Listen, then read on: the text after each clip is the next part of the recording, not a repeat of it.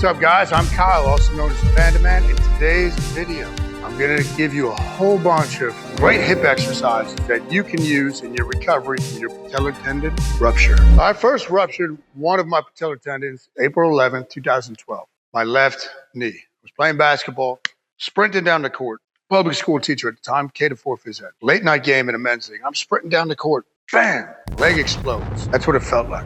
Instant extreme pain. Now, this is another thing too. If you didn't have pain when you rupture your patellar tendon, that usually happens to about 95% of the people that rupture any tendon. Now, why is that? And it's actually a great thing if you didn't feel pain. You have an avulsion fracture where the tendon stays intact for the most part, but it snaps away and tears away from the bone. So this tendon is still intact. It's a much smoother recovery.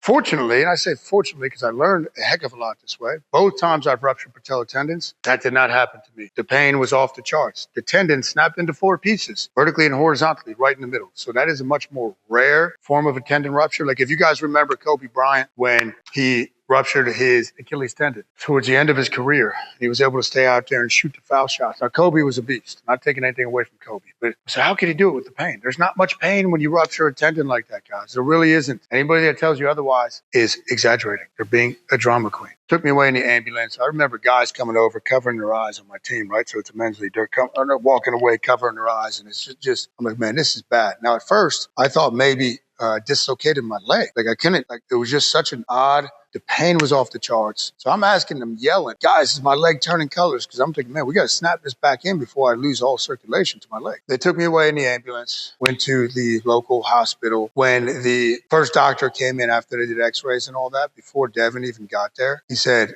you ruptured your patellar tendon. Instantly, I started crying because I knew this was bad. I'd never even heard of anybody rupturing a patellar tendon. I knew nothing about the injury, which is why I wrote a book on it later on, why I coach people all over the world with this injury, because I was lost. And this was my field of expertise, strength and conditioning. But I just knew it was bad. And at that point, I was still a K-4, as I said, phys ed teacher, running my first gym. This was my livelihood. And I needed to figure out a way to come back from this 100%. So with your knees, guys, you have to keep in mind, with any knee injury, so the stuff that I teach with knee injuries is your hips control your knees, okay? The hips control the knees. The knee is what we call a dumb joint. It takes a signal from the hip or the knee. Now, the way your body is set up, it's a stack of joints, right? So think of ankle, knee, hip, lumbar, mid-back, you get into shoulders, neck. So if you really simply looked at it, you would see that the ankle joint is what's called classified as a mobile joint. The knee joint is a stable joint. Yes, it can move. It can hinge, right? So if you look down here, the knee, right, obviously can flex and extend, but it doesn't have range of motion like the wrist or the ankle, where it can go 360 degrees. So that's why it's classified as a stable joint, but it's a dumb joint. So what that tells us, right, when I first started really trying to recover from this and figure out how am I going to come back from this, I started saying, okay, I got to go after the hips. Now, when I first had the first patellar tendon rupture, which oddly, the second one I did in, when was that? That was November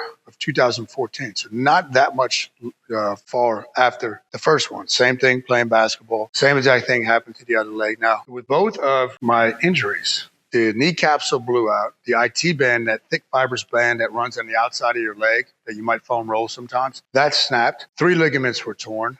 I think that's it. So there was like 5 or 6 structures, right? Again, the tendon snapped into 4 pieces. Highly unusual, but it helped me learn a lot more. And I believe God blessed me with these injuries, these injuries, so I could teach people on it, right? With my background, my mindset. Now, when I did the first one, guys, if you're at this stage, before I go over some hip stuff that you can start doing like very soon to start the road to recovery, I was down. I was depressed for a while when the first one happened. Now, a while. I say, okay, that first weekend, mine happened on a Thursday. So he called out of school the next day, right? We had to go see some surgeons and figure out what the game plan was.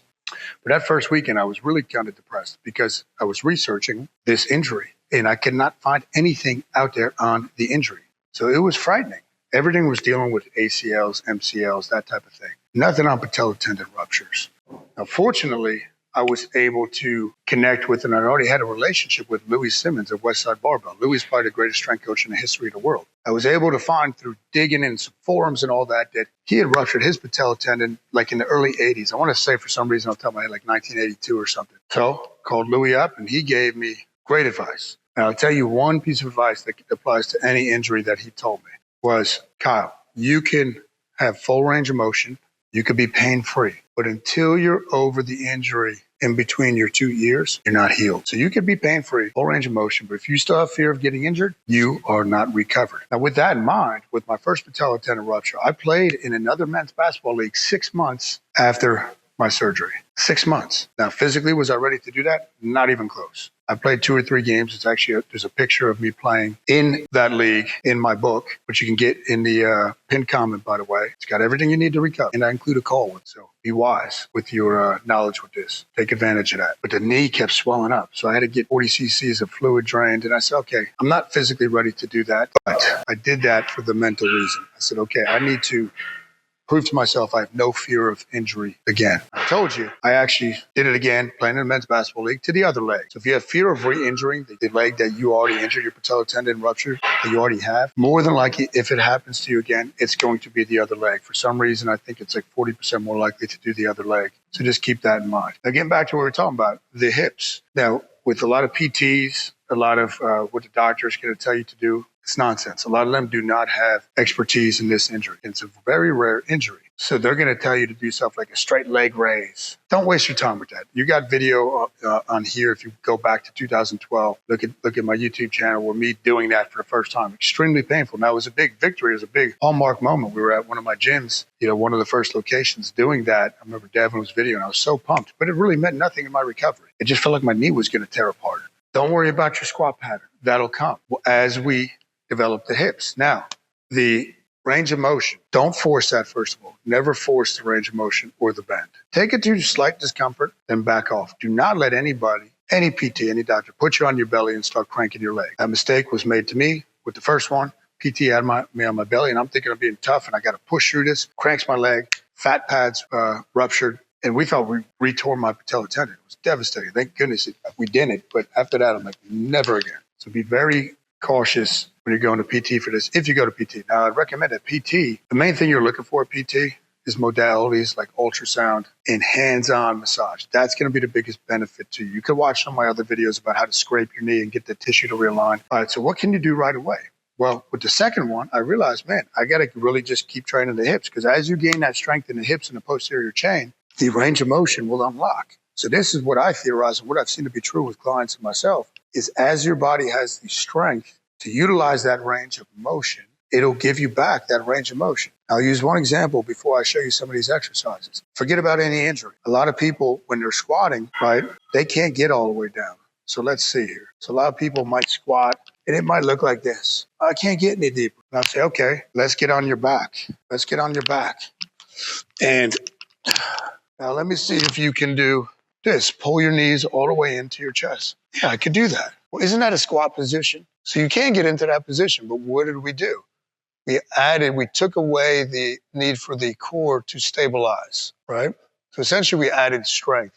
The same thing goes with your joints, your knee joint, right? In that squat thing I was just showing you the example, your body won't go all the way down because it doesn't have the strength from the core to get all the way through that full range of motion and back up. So it will limit you. So with your knee, as you gain this strength in the posterior chain, your hamstrings and your glutes and your calves and all that, you'll unlock range of motion. So what can we do within those first 3-4 weeks as far as posterior chain to get everything going that does not require much knee bend at all? I'm going to show you. All right, now, one of the first things that you can stabilize with is, so you have different planes of motion that your body can move in. So if I was here against the wall, this would be like a frontal plane, but I can only move out here.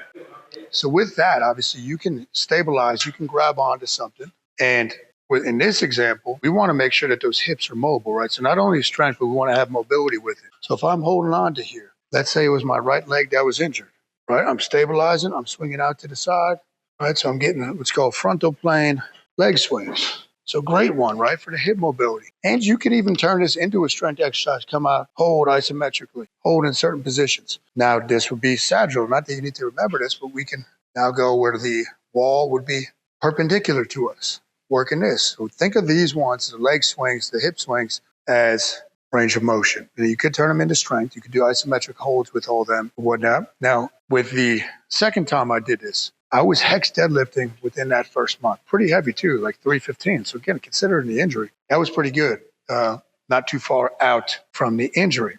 So your hex deadlift, I'm going to show you dumbbell RDL. Doesn't require much leg bend at all. Keep the dumbbells, or you can do a hex or a barbell. But if you're doing dumbbells, I'd recommend start with this slight bend in your knees, right? So we don't want it locked, slight bend. And that's all you got to bend it. Come right down the side of the legs, down to the bottom, back up. So you're going to stretch in the posterior chain, RDL. Now you're really going to start stacking on some strength with this, which will allow you to once again start moving towards recovery. So don't think in terms of squatting. I made that mistake with the first one. When we get to squatting, the sequence I put together for people as far as recovering from this horrific knee injury, or any knee injury for that matter, squatting is further down the list, because by the time we get to that, we will have, it's not going to be force, right? And you want to go from single-legged, because again, the hips and whatnot, single-legged to bilateral, both legs at the same time. So we have that. Now, what else can we do, right? And I've had people that have had double ruptures at the same time. Imagine that. I've had probably 4 or 5 clients that have had that. So with this one, you can use a bench, or so you can see me, or a couch. So I got the bench right here. So your heels are going to be on the bench. We're going to have straight legs or slightly bent. Just drive through your heels. Boom. If you need to have somebody help you get your leg onto the bench, what's up, Barb? I'm doing well, thank you. Just driving through your heels, squeeze the backside, glutes and hamstrings. This is a great one, and this is a great one that you can do at the house, the comfort of your house.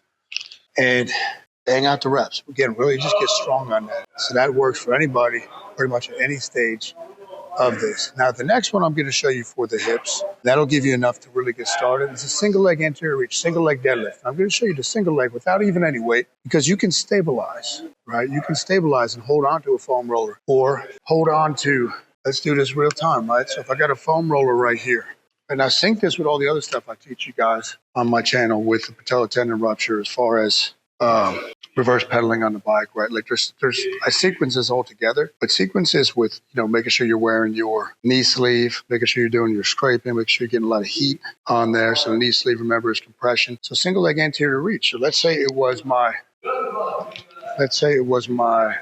left leg that I ruptured, like the first time I did it. So I want to really work that one, right? So if my left leg was the one that ruptured, I want to keep that one planted. But man, I might be a little unsturdy. So you can hold on to something.